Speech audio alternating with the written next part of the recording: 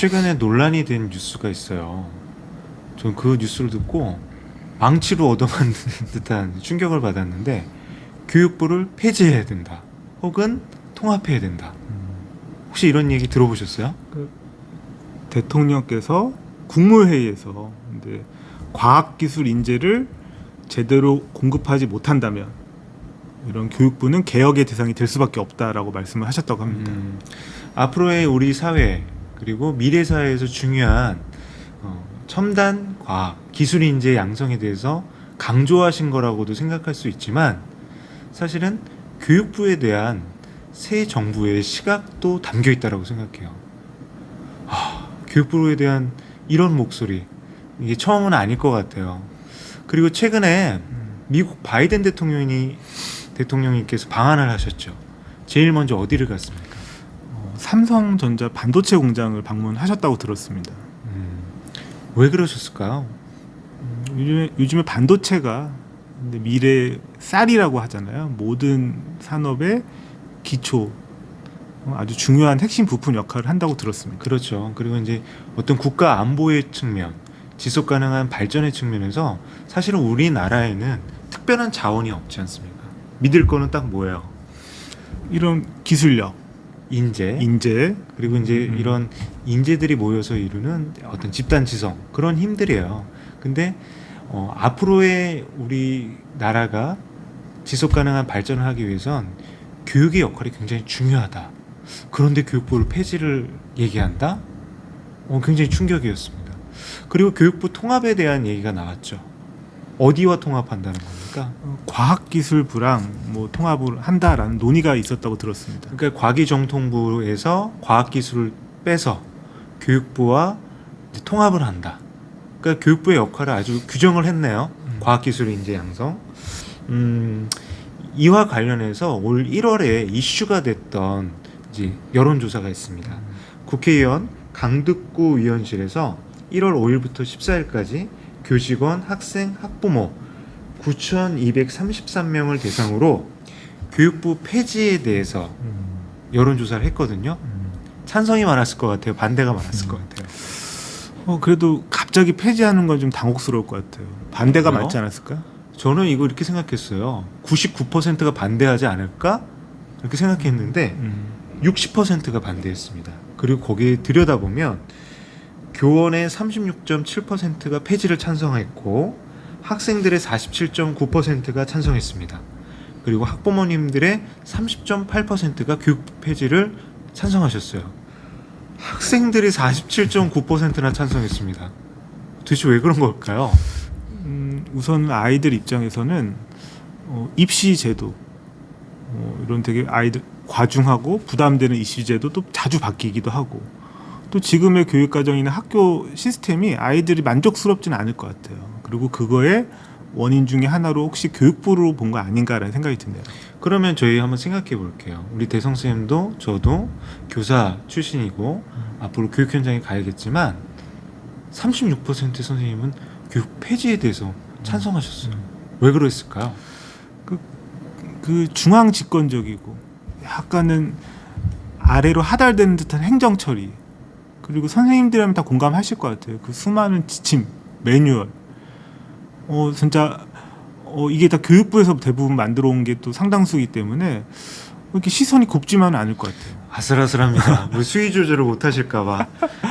그러면 상대적으로 학부모님들은 30.8%만 교육부 폐지를 말씀하셨거든요.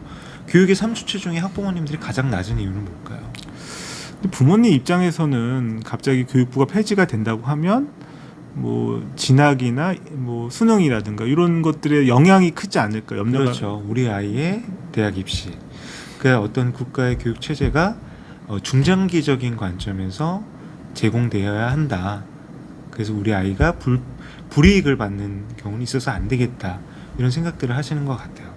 그러면 이제 조금 수위 조절을 해주실 걸 부탁드리면서 장학사로서는 어떠세요?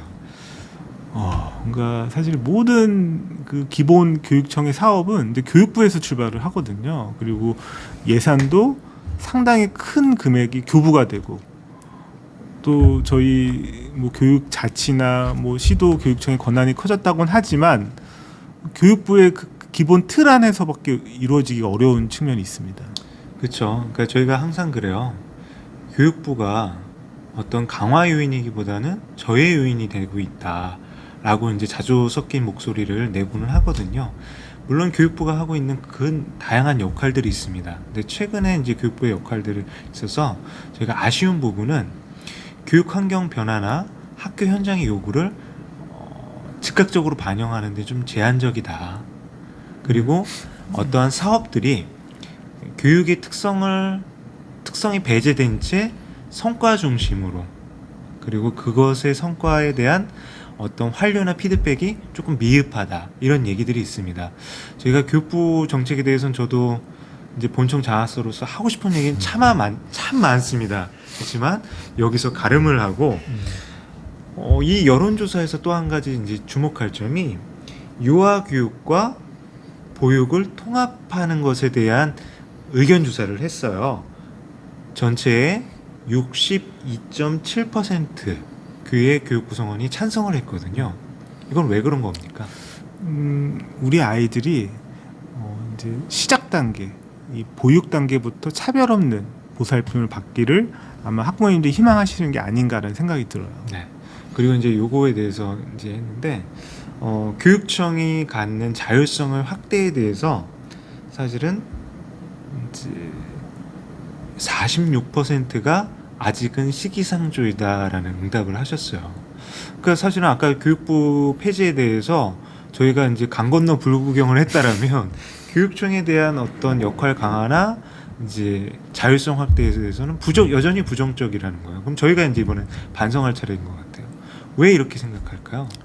그 시도 교육청 차원에서 근데 사실 지금까지는 다 교육부에서 해왔기 때문에 조금 관심과 연구가 부족한 측면들이 있는 것 같아요. 예를 들면 교육과정이라든가 그리고 조금 더 이런 다양한 뭐 교육부가 하고 있는 입학 이런 여러 가지 뭐 진학 이런 문제들에 대해서도 사실은 지금까지는 교육부가 해서서 부정적으로 이렇게 불만을 표현할 수 있었다면 이제는 자체 역량을 키워서 그걸 준비해야 될 시기가 아닌가라는 생각이 듭니다. 네, 그러니까 저희가 2022 개정교육과정에서 국민이 함께 만들어가는 교육과정을 표방했잖아요. 근데 학교 현장에서 바라보는 교육청은 이제 저희가 냉정하게 말하면 교육부를 바라보는 시선과 크게 다르지 않다. 그렇게도 볼 수 있을 것 같아요. 특히 교육청에서 어떤 사업을 진행할 때 이 사업이 왜 필요하고 어떻게 운영될지에 대한 현장의 의견을 수렴하는 것은 사실은 부족해요. 저도 이제 교육부 사업 중에 굉장히 아쉬웠던 게 코로나 상황 속에서 취약계층 학생들을 위한 에듀테크 콘텐츠 지원 사업을 하게 됐어요. 근데 공교롭게도 교육부에서 일방으로 이제 시도교육청에 하달되고 시도교육청에서 부랴부랴 준비를 하고 사업을 운영하려고 하니까 9월이 됐어요.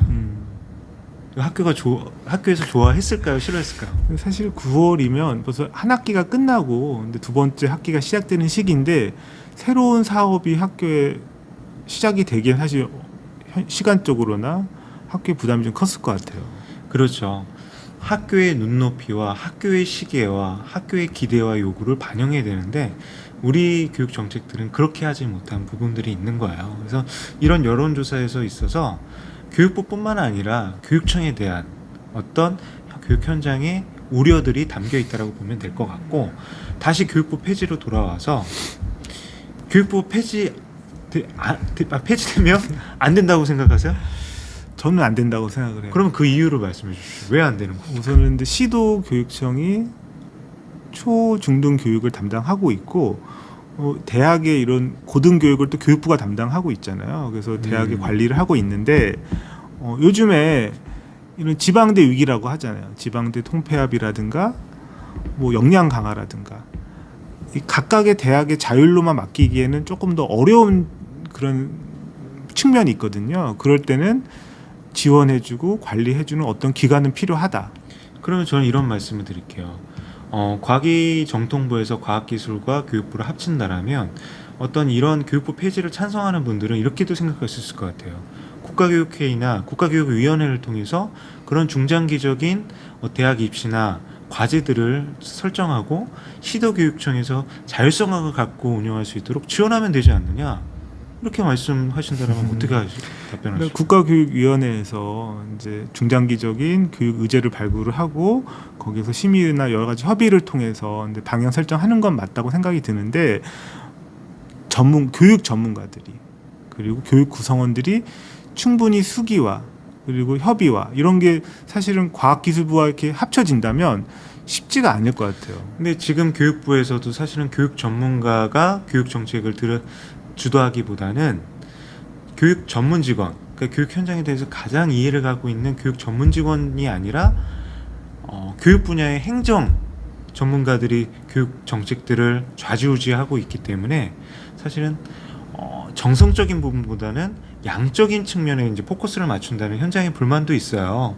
그럼에도 불구하고 우리 대성쌤 같은 경우는 교육 전문가의 계획적이고 체계적인 교육 정책 수립이 필요하다라고 보시는 거죠. 그리고 이 부분에 있어서 저희가 홍창남 부산대 교수는 이런 말씀을 하셨어요. 대성쌤 말씀처럼 교육 정책에 있어서의 지속성, 그리고 교육 재정의 확보, 그리고 교육 위상의 저하, 그리고 부처별 칸막이, 기초학문 분야나 보편적 고등교육의 위축, 이런 예를 들어서 교육부가 존치되어야 한다라고 주장을 하셨습니다. 그리고 이제 요즘에 평생 교육 측면에서도 유치원부터 초, 중, 고, 대학, 평생 교육까지 한 개의 부처가 생애 주기별로 맞춤형 교육이라든가 이런 거를 진행을 하기 위해서는 좀 더 전문성을 갖고 있는 부처가 운영을 해야 된다. 근데 다만 현재 교육부가 좀 불신을 얻는다거나 그 역할에 대해서 미흡하다고 생각하는 측면은 개선을 하는 게 저는 맞다라고 이 부분은 생각합니다. 조금 제가 정정을 해드려야 될 것 같아요. 지금 현재 평생교육은 교육부가 일정 부분 관여를 하지만 사실은 평생교육에 대해서는 여러 부처가 이제 함께 운영되고 있거든요. 대선생의 말씀은 앞으로는 평생교육조차도 교육부에서, 그러니까 아까 유보통합에 대해서 말했겠지만 말을 나눴지만 유아부터 평생교육까지 이제 교육부가 관장해야 된다. 그리고 그 관장의 중심에 교육부의 역할이 있다. 이렇게 보시는 거죠. 예. 그리고 이제 또 하나 제가 생각하는 거는 이 자율에 하기 전에 충분히 역량을 갖춰야 되고 여건이 조성되고 그런 시스템이 갖춰져야 된다는 거예요. 만약에 이 교육부가 폐지가 되고 시도별로 운영이 된다고 하면 교육 예산이 많고 여건이 되는 시도와 그렇지 못한 시도 간의 교육 격차가 또 발생할 수 있고 이 체계적인 관리가 그 시도 자체의 힘만으로는 어려울 수가 있거든요. 그러니까 저희가 조금 더 구체적으로 말하면 시도 간의 불균형이 발생할 수 있다라는 거잖아요. 그래서 국가가 주도하는 어떤 국책 사업 성격의 이제 사업들이 필요하다는 건데 그런 사업의 예로 한 그린 스마트 미래학교가 있잖아요. 그린 스마트 미래학교 이게 왜 교육부가 시도교육청과 협력해서 진행하는 거고 있습니까? 그러니까 뭐 노후된 학교에 대한 이런 시설 정비 측면도 있고 앞으로 미래형 이런 학생 수업을 위한 이런 공간 혁신의 측면도 있고 되게 다양한 목적이 있는 게 아마 그린 말 그대로 참 이름이 좋은 게 다 들어가 있는 것 같아요. 그린 스마트 미래학교인데 그러니까 이게 막대한 예산이 들어가요. 막대한 예산이 들어가서 아까 말씀하신 것처럼 시도 상황에 따라서 추진하는데 어떤 제약이 있을 수 있어요. 그래서 어떤 지역의 어떤 학생들에게는 그 혜택이 늦게 돌아갈 수도 있다라는 거죠. 그런 대형 국가 단위의 사업들이 필요하다라는 거 공감합니다. 그리고 아까 우리 대성 쌤이 이렇게 교육과정에 대해서 대학 입시에 대해서 얘기했죠. 이것도 교육부가 해줄 수 있는 역할들이 있을 것 같아요. 어떤 역할입니까? 근데 교육과정 개정 같은 경우는 아까 뭐 2022 개정 교육과정이 국민과 함께하는 뭐 참여형 교육과정이란 말을 하신 것처럼 이게 많은 구성원들 다양한 학계와 의견을 조율을 하고 방향을 설정하고 뭐 앞으로 뭐 교육 자치고 시도 지역 교육과정 뭐 학교 자율성 증대된다 하더라도 방향 설정에 있어서는 이런 의견을 모아주는 그런 창구 역할. 그러니까 실제 사례를 한번 말씀을 해주세요. 우리 대선 선생님 교과서 집필, 과학 교과서 집필에 참여하셨었죠. 2015 개정 교육과정 때 교과서 한 권이 나오기 위해서 얼마나 많은 다양한 주체들이 토론하고 교정하고 검토하고 그런 과정들이 있잖아요. 실제로 저희가 초등 뭐 국정교과서도 마찬가지지만 거민정 교과서 같은 경우는 다양한 관점들이 있어요. 예를 들어서 저희가 실과 교과를 예를 들면 실과 교과 속에는 기술 과정도 있고 정보 컴퓨터도 있잖아요. 그리고 교육 과정을 이루는 각 과목과 그 다음에 어떤 선택 과목들이 있죠.